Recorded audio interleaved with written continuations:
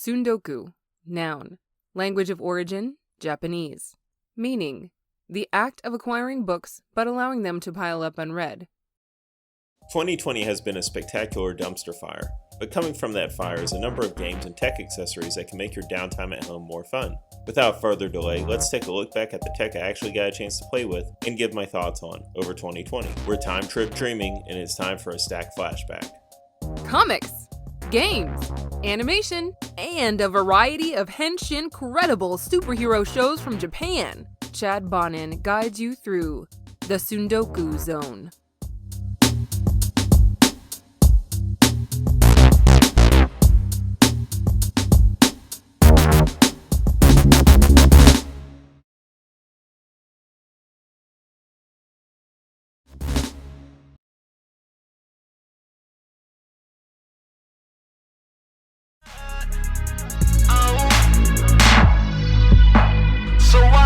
Some type of way on that Mizuho XK, saying on a guy teacher,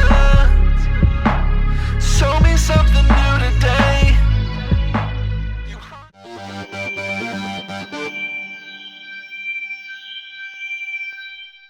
Retro Fighters received general praise for their original Kickstarter, remaking the Nintendo 64 controller for modern days.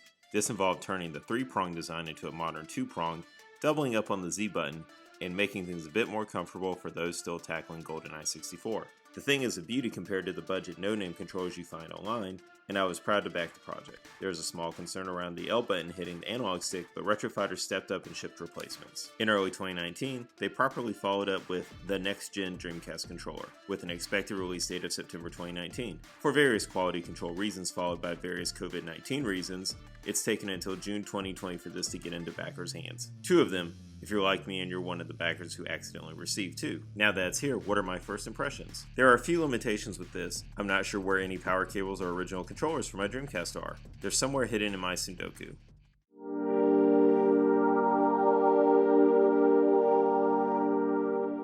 Opening the box, you're greeted with the standard sort of promotional items, stickers and a keychain. A simple frequently asked questions guide and small instructional booklet explain the basic functionality of the controller and how it neatly replicates the original's capabilities. For functionality, the controller still features 2 visual memory unit ports, allowing for memory and assorted add-ons. Notably, the controller didn't decide to build in the rumble, so that's authentic, but a reminder that you'll need to dig one of those out if you want turn-of-the-century technology. Beyond that, the only functional difference is the addition of a turbo and clear pair of buttons, allowing for rapid fire, which may be perfect for a few shooters on the console, and digital shoulder buttons to accompany the analog triggers. For many of the arcade fighters you'll play on the console, digital triggers are a must-have. My stock Dreamcast controller squeaked from slamming on them from years of Marvel vs. Capcom 2, so this will be greatly appreciated. One aspect of the controller that's changed, and it's debatable if this is for better or worse, is the controller now features a concave analog pad.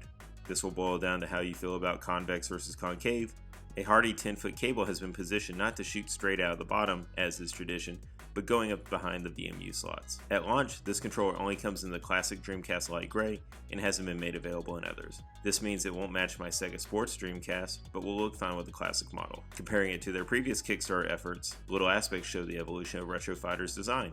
Their logo is now embossed and not just painted on. The back is cleaner, without stickers that will eventually wear off. The build quality and plastic won't be mistaken for, say, a first-party main controller for a console, but it's not every day that a console manufacturer re-releases a controller from the early 2000s.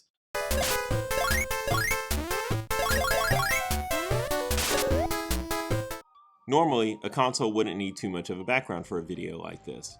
While I'm happy to explain, I understand most people watching these videos know the Super Nintendo was known as the Super Famicom in Japan, or the Sega Genesis was the Sega Mega Drive. The Evercade is different. When the British release a console, that raises some questions.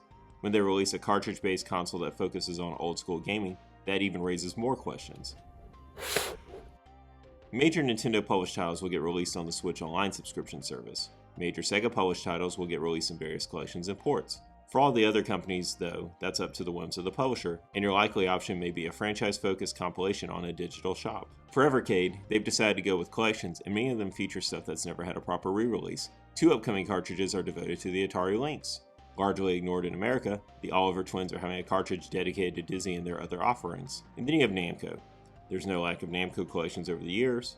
Even looking at the Switch, you already have multiple collections of both their arcade and console games. Possibly due to this, Evercade will not be releasing the pair of Namco collection titles in America. One of the losses that 2020 has caused gaming society is the vaunted universal game cases, plastic protectors that could easily house classic cartridges, a boon to collectors who want something a little more shelf-friendly. In its absence, collectors might find themselves at CustomGameCases.com, a store that sells their own variant on the concept both naked and with custom game art included. Since I've already redone a chunk of my collection with the universal ones, I decided to give this site a test run with some of the odder fits in my collection. For $4.25, I was able to outfit Game Gear games, which never had a clamshell design beyond the basic cart-only cases. These are effectively miniature Sega Genesis cases, complete with a hanging tab. $7 netted me cases for my minuscule Virtual Boy collection in the vein of the DS cases. For $5, classic games for the original Nintendo that couldn't easily fit in the universal game cases could be protected. Yes, I know that's not 3D World Runner I'm placing in the box. Lastly, $6 got me a case for the US Super Game Boy, one of the few large cartridges for the Super Nintendo. And this is the only one I struggled with, but eventually was able to make it fit. Every other case worked like a charm though, and I'll be back to order more.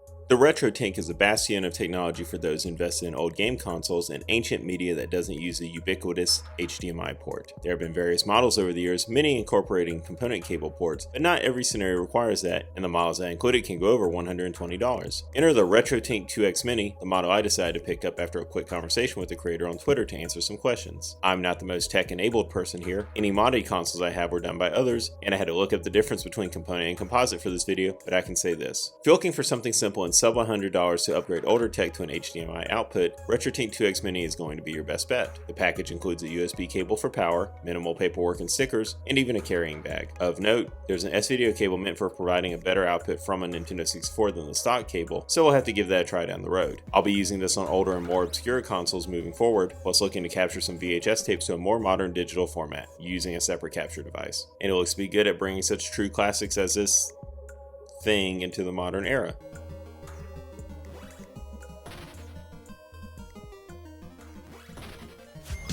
While recording this episode, 2 Switch accessories came out that are a perfect fit for this game. First is a Sega Saturn controller from Retrobit, Limited Run Games, and Game Pink. The second item is a portable dock for the Switch, letting you charge and play on the go. This is a long-awaited Kickstarter project that achieved funding in 2019. This clear pink controller raised money to fight breast cancer. A USB connector means it can be used on most modern systems. You'll need some macros on the Switch. The Genki Covert dock is pocket size with only ports for power, HDMI, and one accessory. A flip-out plug helps keep the size small. Within a few seconds, you can hook the dock up to your traditional Switch. The console will assume this is a legitimate Nintendo dock and function as such. I've only sped up so we can get to the action. With a little bit of button remapping, the game plays great and is a natural fit for this classic controller. Naturally, it's great for Sega games of a certain style to boot. This program is brought to you by the support of members of the Tsundoku Zone Patreon. I'm rating stock car a little sin, but when I represent for Kirkland, I'm known as Ultraklystron.